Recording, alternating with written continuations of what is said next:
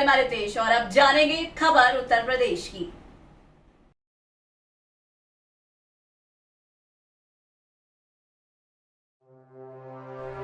PM Modi Varanasi को देने आ रहे हैं सौगातें। बसपा ने टिकट बंटवारे के लिए बनाया नया फॉर्मूला।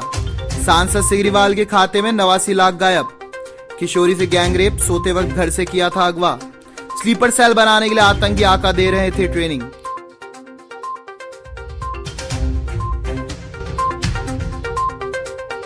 आंख मूंद कर बैंकों ने बांटा अरबों का लोन। हिस्ट्री शीटर की पुलिस से मुठभेड़। झमाझम बरसात का इंतजार कब होगा खत्म। एटीएस ने कानपुर से बिल्डर समेत 3 को उठाया। विश्वनाथ कॉरिडोर का होगा विस्तार। और अब जानते हैं खबरें विस्तार से।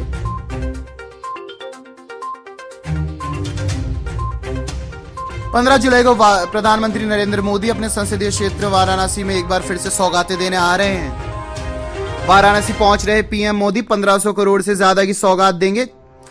जापान के सहयोग से बने रुद्राक्ष का लोकार्पण करने के दौरान वहां के प्रधानमंत्री योशिहिदे सुगा भी वर्चुअल कार्यक्रम से जुड़ेंगे। बीएचयू के खेल मैदान पर प्रधानमंत्री की सभा भी होगी। पीएम मोदी विश्वनाथ मंदिर और विश्वनाथ कॉरिडोर भी जा सकते हैं। प्रधानमंत्री के दौरे के दौरान मुख्यमंत्री योगी आदित्यनाथ और राज्यपाल आनंदीबेन पटेल भी रहेंगी। प्रधानमंत्री सबसे पहले बीएचयू आएंगे। यहीं से 1582.93 करोड़ रुपए की 142 परियोजनाओं की सौगात वाराणसी को देंगे। बीएचयू के बाद सीगरा स्थित अंतर्राष्ट्रीय कन्वेंशन सेंटर रुद्राक्ष पहुंचेंगे। इस दौरान भारत में जापान के राजदूत भी होंगे। रुद्राक्ष का निर्माण जापान सरकार ने कराया है। यह भारत और जापान की मित्रता का प्रतीक है। बसपा सुप्रीमो ने इस बार टिकट बंटवारे के लिए नया फॉर्मूला तैयार किया है। टिकट बंटवारे में इस बार जिला कोऑर्डिनेटरों के स्थान पर मुख्य सेक्टर प्रभारियों से नामों का पैनल मांगा गया। टिकट देने में सामान्य और ओबीसी को प्राथमिकता दी जाएगी। सामान्य जातियों में सबसे अधिक ब्राह्मण जाति पर दावा लगाने पर काम चल रहा है। इसके लिए पहली प्राथमिकता सामान्य जाति में इनको ही देने की है। दूसरी जातियों में पिछड़े वर्ग के अधिक वोटर हैं। यह भी माना जा रहा है कि भाजपा से ब्राह्मण नाराज हैं, इसलिए ब्राह्मण उम्मीदवार होने पर इसका भी फायदा मिल सकता है। पंचायत चुनाव में बेहतर काम करने वालों को भी बतौर टिकट देकर इनाम देने की तैयारी है। मुख्य सेक्टर प्रभारियों ऐसे जिला पंचायत सदस्यों के नाम मांगे गए हैं जिनकी अपने विधानसभा क्षेत्र में अच्छी पकड़ है और जिन्होंने अपने साथ आसपास की सीटें भी जितवाई है।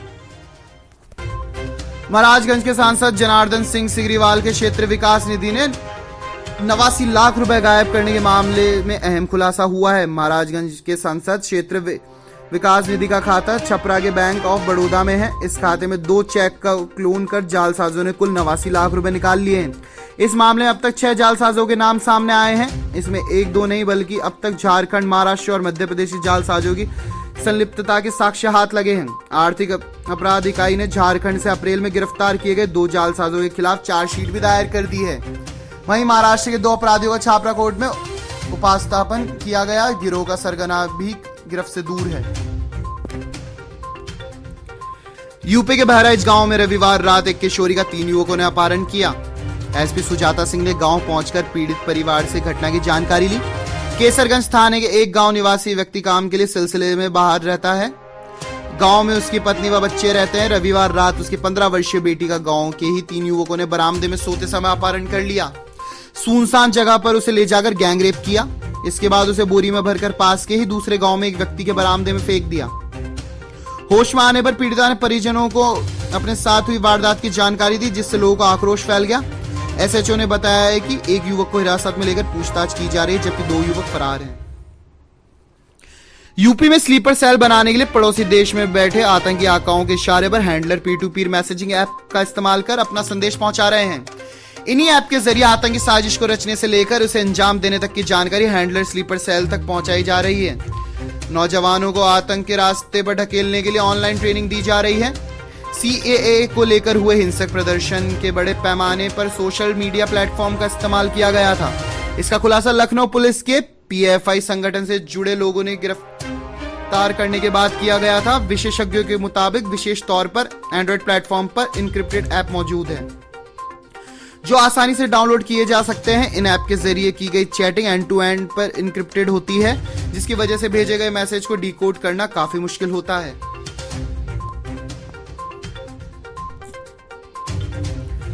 एजेंसियों की जांच में लेटर ऑफ अंडरटेकिंग के जरिए लोन प्रक्रिया की जांच की गई तो बैंक प्रबंधन तक फंस गया। फास्ट इंटरनेशनल 3500 करोड़ रुपए का कर्ज 14 बैंकों के कसोटियम के आंख मूंद कर दिया। ब्रांच ऑफिस से लेकर बैंक के चेयरमैन तक ने कर्ज की फाइलें पास की। आखिर में मैनेजमेंट कमेटी ने फाइल पर मोहर लगाई। अब ईडी और एसएफआईओ की जांच में 14 बैंकों के 156 अधिकारी फंस गए हैं। 8 साल में करीब 3500 करोड़ रुपए के लोन का प्रस्ताव फास्ट इंटरनेशनल के पहले ब्रांच को दिया। वहां से फाइलें जोनल ऑफिस गई, जोनल से क्रेडिट विभाग, फिर हेड ऑफिस, वहां से क्रेडिट कमेटी, फिर रिस्क मैनेजमेंट कमेटी ने फाइलों को पास किया। आखिर में बैंक के एमडी कार्यकारी निदेशक महाप्रबंधक की अध्यक्षता वाली मैनेजमेंट कमेटी ने मोहर लगाई। आरबीआई ने ऑडिट किया, विदेशी मुद्रा विनिमय विभाग ने भी चेक किया, लेकिन किसी ने भुगतान में हो रही देरी पर ध्यान नहीं दिया। इतने चेक पॉइंट के बावजूद 3500 करोड़ रुपए के एनपीए पर बैंकों को संदेह में घेरे में रख दिया है। चमनगंज का हिस्ट्री शीटर और टॉप 10 अपराधी शाहिद पिच्चा और उसके साथी अन्नू पिस्टल को सोमवार देर रात रेल बाजार पुलिस से मुठभेड़ हो गई। दोनों तरफ से गोलियां चली। अपराधियों के पैर पर गोली लगने से दोनों घायल हो गए। वहीं उनका तीसरा साथी मौके से भागने में कामयाब रहा। बीते दिनों वर्चस्व की लड़ाई के चलते शबलू गिरोह का सुभान रायनी में चमनगंज में शाहिद पिच्चा और उसके साथियों का विवाद हुआ था। कुछ दिन बाद पिच्चा ने सुभाना को गोली मार दी। गोली उसके दाएं हाथ पर लगी थी। इस मामले में बेकनगंज थाने में शाहिद पिच्चा समेत 8 आरोपितों के खिलाफ एफआईआर दर्ज हुई है।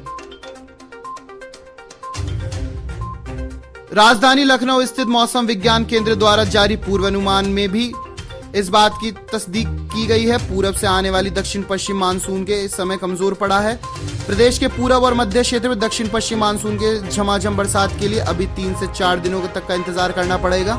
कारण शक्तिशाली पछुआ पूरब से आने वाली मानसूनी हवाओं को आगे नहीं बढ़ने दे रहा है। नतीजा प्रदेश के ज्यादातर हिस्सों में मानसूनी बरसात का कोई आता पता नहीं है। हालांकि बंगाल की खाड़ी में लगातार नए नए सिस्टम बन रहे हैं, लेकिन पछुआ के प्रभावी होने के कारण वह बिहार यूपी की ओर नहीं बढ़ पा रहा है। बकौल श्री गुप्ता बंगाल की खाड़ी में 2 दिनों में एक नए मजबूत सिस्टम तैयार होने की संभावना है, जो पश्चिम उत्तर दिशा में बढ़कर यूपी में बारिश करा सकता है। कानपुर में छापेमारी के दौरान एटीएस ने सोमवार को बिल्डर समेत 3 संदिग्धों को उठाया है। अब पकड़े गए लोगों की संख्या 7 हो गई है। इनमें से 2 संदिग्धों पर आतंकियों को सिम कार्ड सप्लाई करने की सूचना है।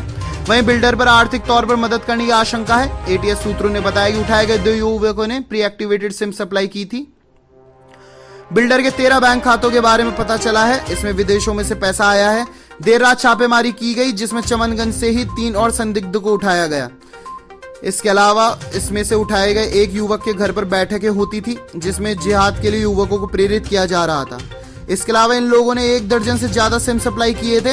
ये जिन लोगों की आईडी पर जारी हुए, उनमें से 3 पतों पर एटीएस पहुंची, मगर वहां उनमें कोई नहीं मिला। काशी विश्वनाथ धाम में 4 भवन और 1 बाउंड्री वॉल बढ़ाने का प्रस्ताव दिया गया है। प्रधानमंत्री ने जब परियोजना का शिलान्यास किया, तब कॉरिडोर के अंदर 24 भवनों की डिजाइन बनी थी।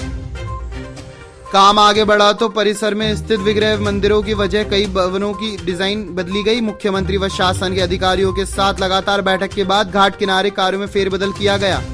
परिषद के सीईओ डॉक्टर सुनील कुमार वर्मा ने बताया कि 4 नए भवनों के बाद शामिल किया गया है। कॉरिडोर में प्रस्तावित 24 भवन में घाट किनारे प्रस्तावित कल्चरल सेंटर की जगह कैफेटेरिया बनेगा।